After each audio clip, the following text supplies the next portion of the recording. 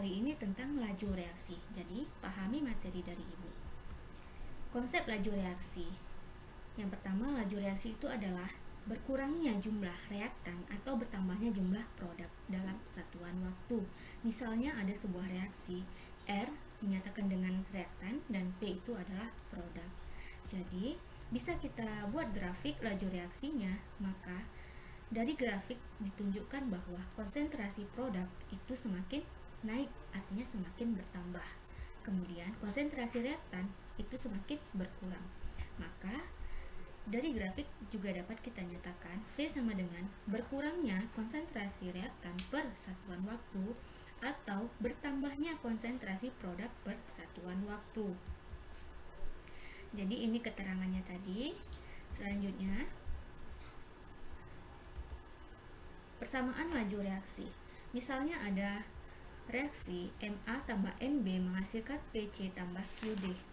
Jadi, jika ada persamaan reaksi seperti ini, maka persamaan laju reaksinya itu V, laju reaksi itu dinyatakan dengan V, sama dengan K, itu tetapan jenis reaksinya, dikali konsentrasi zat A dipangkatkan dengan X, X ini orde reaksi, dan dikali dengan konsentrasi zat B dipangkatkan dengan Y, Y ini adalah orde reaksi zat B. Kemudian nanti ada beberapa soal yang menyatakan orde reaksi total, maka kita tambahkan X ditambah Y. Kita lanjut ke contoh soalnya. Jadi, menentukan persamaan laju reaksi ini bisa kita lakukan dengan beberapa eksperimen. Jadi, laju diukur pada awal reaksi dengan konsentrasi yang berbeda-beda. Misalnya seperti ini contoh soalnya. Ada reaksi 2NO tambah Br2 menghasilkan 2NOBr. Jadi berdasarkan reaksi tersebut dibuatlah eksperimen. Jadi beberapa eksperimen, awalnya NO-nya 0,1 molar, kemudian Br2-nya 0,1 molar, maka kecepatan reaksinya itu 4. Kemudian ini ada beberapa percobaan, sampai 4 kali percobaan dan 4 kali laju reaksi yang berbeda-beda. Jadi kalau sudah seperti ini, kita bisa menentukan persamaan laju reaksinya. Caranya seperti apa? Nih, data tabelnya tadi Ibu masukkan di sini biar lebih mudah kita melihat angkanya nanti. Jadi misalnya, kalau kita mau mencari orde, kalau kita mau buat persamaan laju reaksi itu, yang pertama kita lakukan adalah mencari orde reaksinya, X atau Y-nya yang pangkatnya tadi. Jadi, kalau kita mau mencari orde reaksi si X itu kan di NO. Kita carilah konsentrasi si Br2 yang sama. Gunanya apa? Nanti bisa kita coret atau bisa kita matikan angkanya. Jadi bisa kita dapatkan orde reaksi si X-nya. Misalnya, kita mau mencari orde reaksi si X kan, yang pertama.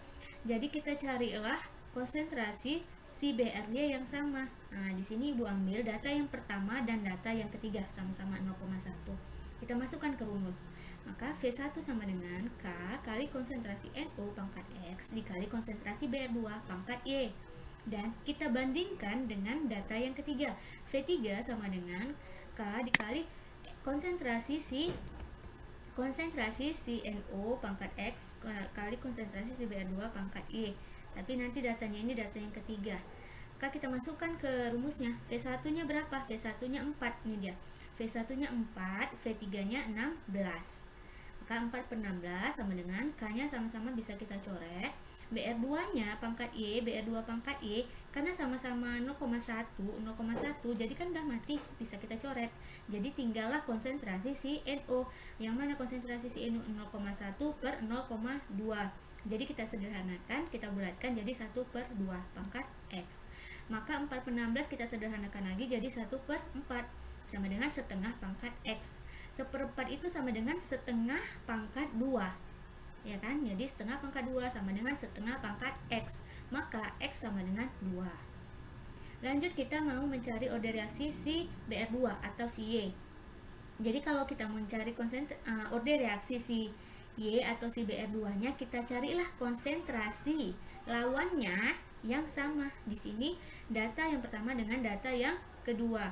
Jadi di sini V1 per V2 sama caranya juga, kita masukkan V1-nya berapa? 4, V2-nya berapa? 8. Konsentrasi si NO sama 0,1 0,1, jadi sama-sama bisa dicoret. Kemudian konsentrasi si BR2 itu 0,1 per 0,2 dibulatkan jadi 1/2. Kemudian masuklah 4/8 itu kan 1/2 juga, kita sederhanakan sama dengan setengah pangkat I, maka Y sama dengan 1. Maka dari sini kita dapat persamaan laju reaksinya V sama dengan K konstanta laju reaksi dikali konsentrasi si NO, pangkatnya X nya kita masukkan pangkat 2 dikali BR2 pangkat 1, nih kan 1, karena 1 maka kita tidak tulis. Dan di beberapa soal ada pertanyaan nanti tentukan konstanta laju reaksinya si K-nya ini. Jadi kalau memang ada pertanyaan seperti itu, kalian tinggal masukkan datanya, salah satu data. Misal kalian mau ambil data yang pertama, jadi masukkan aja V-nya kan dari diketahui, V sama dengan 4 sama dengan K dikali konsentrasi NO-nya 0,1 pangkat 2 kali konsentrasi BR-nya 0,1, maka dapatkan tuh hasil K-nya. Kemudian ada beberapa soal juga yang menanyakan berapa order reaksi total. Berarti order reaksi total tinggal ditambahkan X tambah Y, 2 tambah 1 sama dengan 3. Kemudian kita lanjut ke faktor-faktor yang mempengaruhi laju reaksi.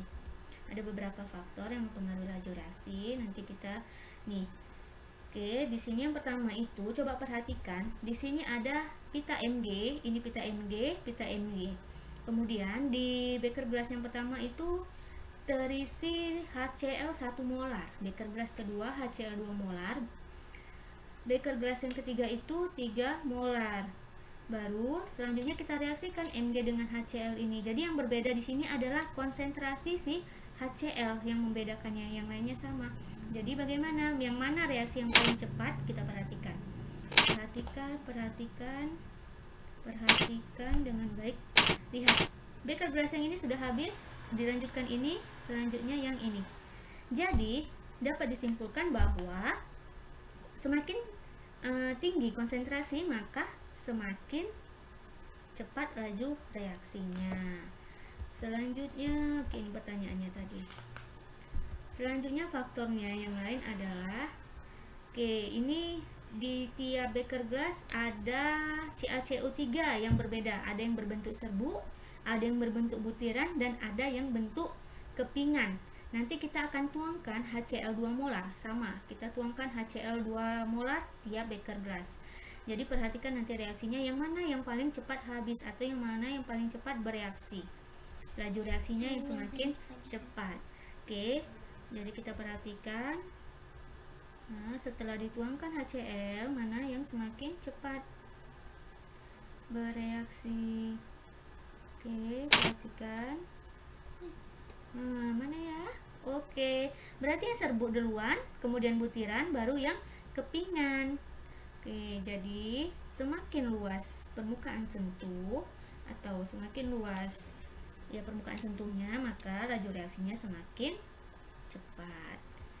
Faktor yang selanjutnya itu coba perhatikan lagi di sini Na2SO2O3 0,2 molar sama semua 0,2 molar 0,2 molar. Nanti direaksikan dengan HCl 2 molar, HCl 2 molar, HCl 2 molar. Yang membedakannya apa? Suhu. Suhu di beker gelas yang pertama itu 27 derajat Celcius. Suhu yang kedua itu 37, yang ketiga itu 47. Sama-sama coba kita reaksikan, kita perhatikan, dituang semua HCl-nya. Mana sih yang lebih cepat? Nah, dia langsung sudah bereaksi. Kemudian selanjutnya ini baru yang ketiga ini. Berarti semakin tinggi suhu maka kecepatan reaksinya atau laju reaksinya semakin cepat. Oke, demikianlah penjelasan Ibu tentang laju reaksi. Semoga kalian dapat memahami materinya. Wassalamualaikum warahmatullahi wabarakatuh.